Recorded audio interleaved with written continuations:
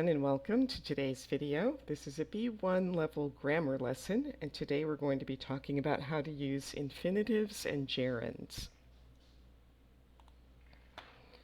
So have you ever done any of these things, and how did they make you feel? Attended an interview, spoken in front of a group of people, gone through passport control, or spoken to your manager or teacher about a personal problem? So James often feels a little nervous, and so think about these questions. Do you feel the same as James as in these situations? I feel uncomfortable when I meet new people. I never know what to say. I feel nervous at an interview. I don't like answering questions about myself. I'm always worried before meetings at work. I always think my boss is going to criticize me. And I'm shy, so I only like hanging out with one or two friends. I don't like going to parties. We can feel embarrassed when we suddenly feel shy because of something that just happened. So can you guess what happened to Julie? And have you ever felt embarrassed and what happened? She was giving a presentation when she forgot what she was talking about. She asked James a question, but James is actually called Jeremy. So those might be some things that would cause her to be embarrassed. All right, so we're going to listen to April and then answer the questions. One day, I was in the supermarket with my sister when my boss appeared. Naturally, I decided to introduce him to my sister. So I said, "Mel, this is..." And my mind went blank. Suddenly, I had absolutely no idea what my boss's name was. I was so embarrassed. Luckily, Mel managed to turn it into a joke by saying, "Well, at least you remembered my name." But I still felt very uncomfortable. I've been in plenty of similar situations since then, but I learned to take a leaf out of Mel's book and make a joke to cover up my embarrassment. Okay, so where was April when the situation happened? She was in a store. And who did she want to introduce to her sister? It was her boss. Why did she feel embarrassed? She forgot her boss's name. And how did Mel save the day? Well, she saved the day by making a joke about the situation. All right, so to take a leaf out of someone's book is an idiom. So an idiom is a group of words that has a different meaning than what you might think. So we're going to listen again to April and then answer the questions. One day, I was in the supermarket with my sister when my boss appeared. Naturally, I decided to introduce him to my sister. So I said, "Mel, this is..." And my mind went blank. Suddenly, I had absolutely no idea what my boss's name was. I was so embarrassed. Luckily, Mel managed to turn it into a joke by saying, "Well, at least you remembered my name." But I still felt very uncomfortable. I've been in plenty of similar situations since then, but I learned to take a leaf out of Mel's book and make a joke to cover up my embarrassment.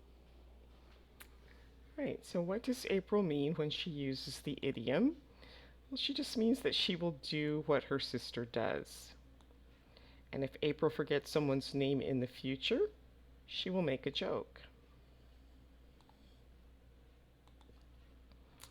All right, so we're going to listen now to Heath and answer these questions, true or false. I'll never forget my first job interview. I wanted to make a good impression, so I was wearing a suit for the first time in my life. I think I looked as uncomfortable as I felt. I wasn't very well prepared, and I remember feeling embarrassed throughout the interview. I wasn't surprised when I didn't get the job.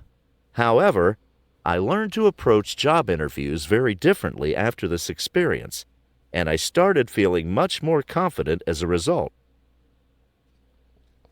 All right, so Heath talks about his first day at a new job.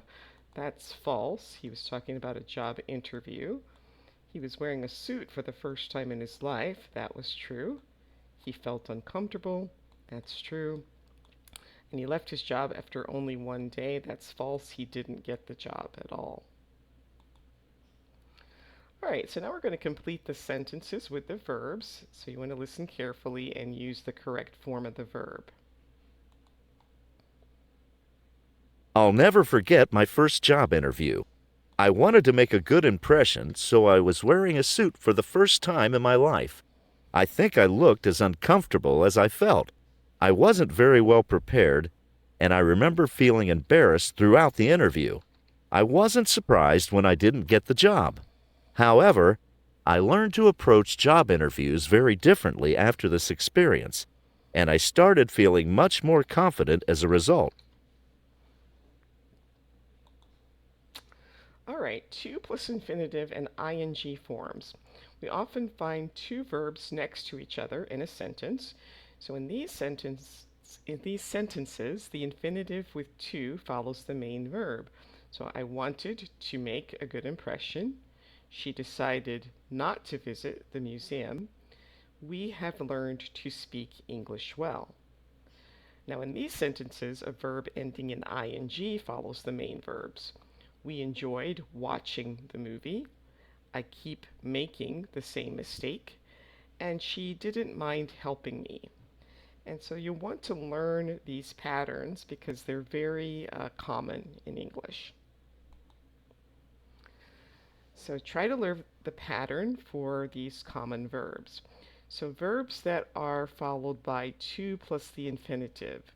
So want to, decide to, remember to, learn to, offer to, expect to, choose to, plan to, or forget to. These are verbs that are usually followed by a verb ending in an ing. Enjoy, describe, stop, not mind, finish, keep, miss, and feel like. And these are verbs that can use both patterns: begin, like, love, hate, start, and continue. Some verbs can be followed by to plus infinitive or ing without a change in meaning. So the child began to laugh is the same as the child began laughing. We continued to drive would have the same meaning as we continued driving. I like reading comics equals I like to read comics. So the verbs that are marked with an asterisk can be used with both patterns, but they have a different meaning. So remember to do something would be different than remember walking or finding something. So when you use an ing form after remember, it has a different meaning. Same thing with stop. If you say stop to, it means maybe you stop to help a friend. But if you use stop helping, it means the opposite, that you were helping the person in the past and you're no longer helping them. So be a little careful with those two because whether you use the infinitive or the ing can change the meaning. All right, so now you're going to complete the sentences with the correct form of the verb. You'll decide whether you need to plus the infinitive or the ing form. So go ahead and try that on your own and then restart the video when you're ready to check your answers. So we have decided to travel to Istanbul next month. He didn't remember to buy a present for his best friend's birthday. They always enjoy visiting the museums in London. Jody moved to New York last year, and I will miss seeing her. When I was a child, I hated to eat. Or this one you could say eating. You could use either one of those, to eat or eating green vegetables. Jason hasn't finished writing the postcards to his parents. I usually don't mind working late at the office. He continued, and this is another one where you could use either, to play or playing the game, although he felt very tired. All right, we're going to listen to Hassan. What does Hassan talk about and how does it make him feel? He uses the verb start twice. Which verbs follow start? And are these verbs that follow start in the to plus infinitive form or the ing form? The first time I arrived at an airport in a foreign country, I was very uncomfortable. The man behind the desk asked me a lot of questions, and when I didn't understand, I felt very nervous and embarrassed. I don't speak any other languages, just English, and as I travel a lot for work, I often find myself in this situation. To be honest, I still don't cope with it very well. As soon as I start approaching the counter at passport control, I start feeling worried. All right. So he's talking about going through the airport in a country where he doesn't speak the language. Um, so the verbs that he used following start was start feeling, and I forget what the other one was. Um, start approaching. So start approaching and start feeling, and so they are both the ing form. All right, we often have to make changes in our lives. So it says Marcelo couldn't afford to go to university when he was 18. He started working at a local supermarket, but he wasn't happy. He decided to study online during his free time, and eventually he became a certified accountant. He says it wasn't easy, but in the end I managed to get the job I wanted. Originally, Per hoped to become a professional football player, but he just wasn't good enough. He decided to become a personal trainer instead and is very happy with his job. I love helping people with their fitness goals. Okay, so we don't always have a lot of time or money, so we can't afford to do everything. We often need money to complete an activity or to buy something. So for example, I see that shirt that costs $35. However, I have $20 in my wallet. I can't afford to buy that shirt at the moment. We often need time to complete an activity or a task. It's Friday. I have to complete an important task by Monday. I have to work all weekend. My friends invited me to go camping on the weekend. I can't afford to take time off this weekend. I have to work. So we use to plus the infinitive after can afford. Note that we use can't afford more often than we do can afford.